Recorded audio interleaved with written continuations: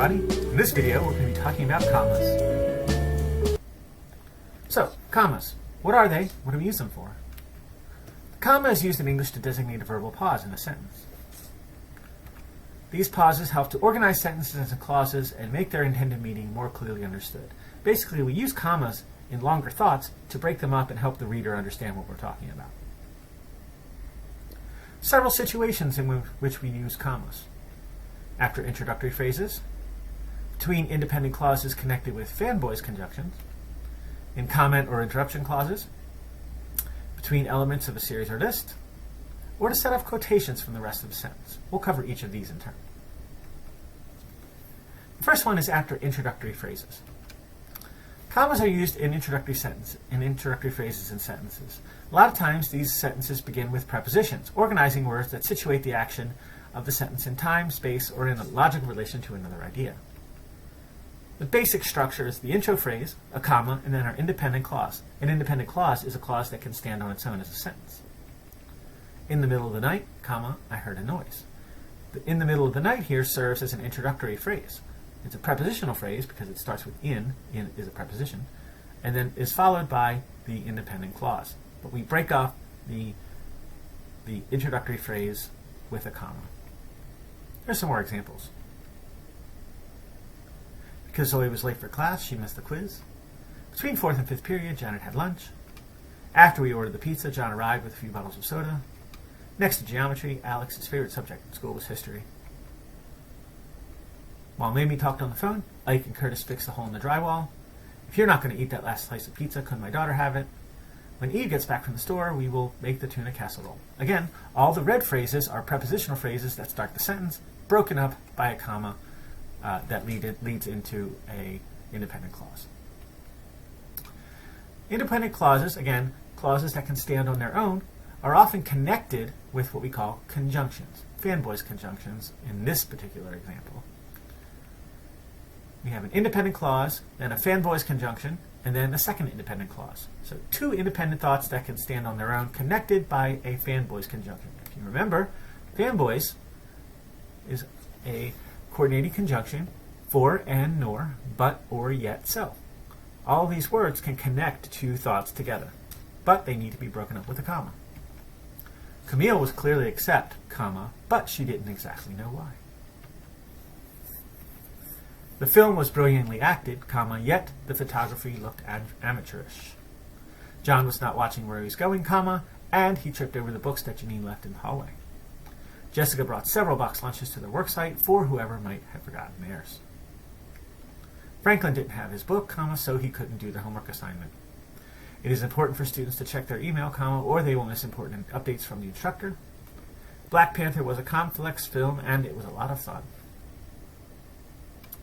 Comment or interruption clauses. These tend to be longer sentences, and they usually stop and add in additional information within the middle. Often, but not always, these clauses are between the subject and the verb in the sentence. You'll notice that these two examples, these are clauses, usually in the middle of the sentence, that offer additional information to the reader. That means that the phrase is stopped, goes off and qualifies or adds a little bit of extra, and then comes back. Often, comma, but not always. So clause 1, comment or interruption, and in clause 2. Alex's best position, comma, which was shortstop, comma, gave him the best chance of scholarship. Here's some more examples. Jamie found her ring, which she had lost the previous week, while she was cleaning the couch. The dog, sleeping in the corner, heard the noise and picked up its head. The student, who was always running late, missed the majority of the quizzes in the class. My brother, who is an architect, designed my kitchen. The chef's specialty, veal marsala with wilted spinach and leeks, had earned him accolades all over the city. Oki Rollenstahl, the famed Appalachian documentarian, passed away yesterday at the age of 91.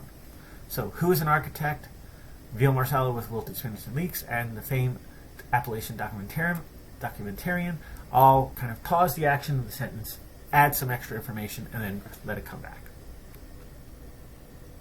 Between elements of a series or list. This is probably the most common way we use commas. It breaks up in elements of a list so that readers can follow the individual entries. Mike Wallace, Harry Reasoner, and Ed Bradley were all well-known news members of the 60 Minutes news magazine team. Some problems facing urban universities currently include inadequacy of funding from state and local governments, crumbling infrastructure, falling enrollments, and low class attendance rates. The engagement party's menu included grilled asparagus, baked salmon with béarnaise sauce, sautéed scallops, and au gratin potatoes. This morning my husband fed the kids, cleaned the kitchen, and did all the grocery shopping, all before I got back from my doctor's appointment. My priorities for the next year are replacing all the shrubs in the front of my house, renovating my bathroom, and finding some more time to spend with my kids. The civil rights movement in the United States was influenced by leaders like Malcolm X, Martin Luther King, John Lewis, and Jesse Jackson. The Oxford comma. At the termination of most lists, the final entry is preceded by an and. We invited Aaron, Jasmine, Betty, and Marilyn to the party. The comma that precedes the and is called the Oxford comma and is extremely important to include in many contexts. Leaving out the Oxford comma can radically change the meaning of some sentences. Here are some examples of the Oxford comma. With the Oxford comma, I had eggs, orange juice, and toast. We had 3 elements of the list. Without the Oxford comma, I had eggs, orange juice, and toast. The orange juice and toast now seem like they're together in some way. I dedicated my book to my parents, Superman, and Barack Obama. So we have 3 things that the person has dedicated their book to: parents, Superman, and Barack Obama. Without the Oxford comma, I dedicated my book to my parents, Superman, and Barack Obama. Without the comma here, Superman and Barack Obama now read as possibly being this person's parents. Here's some more examples of the Oxford comma. We called the Smiths John and Joanne for their opinions. So now the Smiths, John and Joanne, are now reading as to be the Smiths, but the Smiths could be a different family, as could John and Joanne be separate. We invited the strippers, JFK and Stalin. It's a very famous example. So with a comma, it reads much differently. Among those who came to watch the show were the president's 2 daughters, Bill Clinton and George W. Bush. So, without the Oxford comma, Bill Clinton and George W. Bush can be read as the president's 2 daughters. Highlights of the writer's global tour included encounters with Nelson Mandela, an 800-year-old demigod, and a toy robot collector.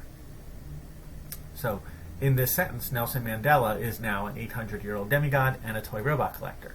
If we have an Oxford comma after demigod, we have a sense that these are 3 separate things: Nelson Mandela, 800-year-old demigod, and toy robot collector. We also use commas to set off quotations from the rest of the sentence. Quotations and dialogue are contained in their own clauses, so these clauses need to set off by the remainder of the sentence by a comma. I don't really like eggs, Catherine said with a grimace. It's time to clean up the room, the preschool teacher announced. Odetta looked over the newspaper and said, I can't see any advertisements for cars in this section. A wise man once wrote, you can't always get what you want, but if you try sometimes, you just might find that you get what you need. If at first you don't succeed, the professor began, try again, or just come to my office and I'll explain it to you. So let's have a little bit of practice identifying correct comma usage. Can you find where a comma might be out of place here?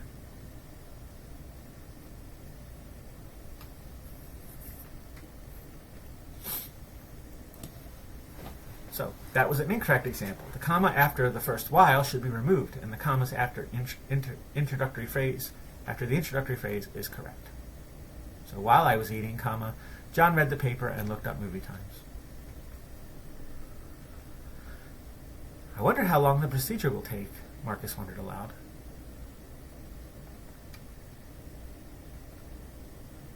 This is correct. The quotation is set off from the rest of the sentence with a comma.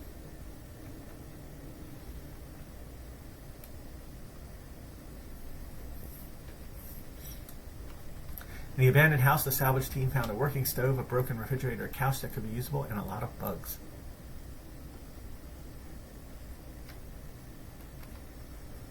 Lots of missing commas here. In the abandoned house, comma, the salvage team, that's an introductory phrase, the salvage team found a working stove, comma, a broken refrigerator, comma, a couch that could be usable, comma, and a lot of bugs. Rex, who was a prize-winning German Shepherd, was running off his leash at the dog park.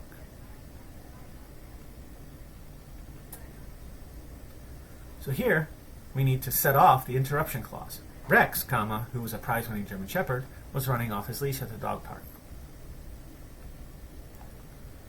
So where will we place commas correctly? In the last year, Pablo really changed his life. He got a new job, stopped smoking, and lost over 100 pounds. Several opportunities to put a commas in here. In the last year, comma, Pablo really changed his life. That first one is set off an introductory clause. He got a new job, comma, stopped smoking, comma, and lost over 100 pounds. So, in the first part of the sentence, we have an introductory phrase. The second part, we're breaking up a list. While my wife kept our son busy, I put together his birthday present in the basement.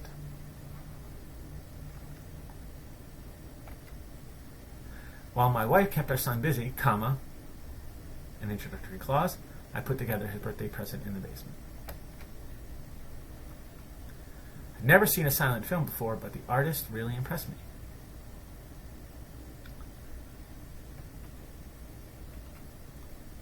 I've never seen a silent film before, comma, but the artist really impressed me. We have independent clause here, but is a fanboy conjunction. The artist really impressed me. Because he had neglected to do the reading, Jason didn't do well on the quiz.